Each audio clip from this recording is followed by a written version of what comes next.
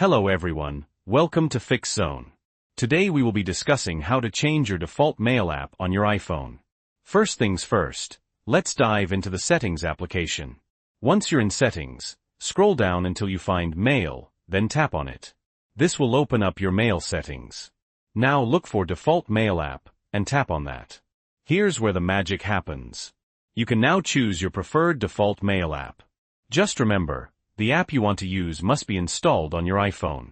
In this example, I'm going to select Gmail. Alternatively, you can scroll down in the main settings menu to find the specific mail app you want to use, like Gmail. Tapping on Gmail will bring you to its individual settings page, and you should see Default Mail App there as well. Again, select your default mail app. I'm sticking with Gmail for this demo.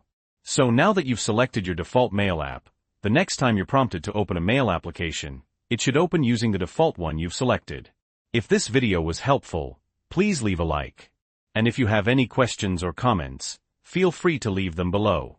Thanks for watching. And don't forget to subscribe to Fix Zone for more helpful tips and tricks.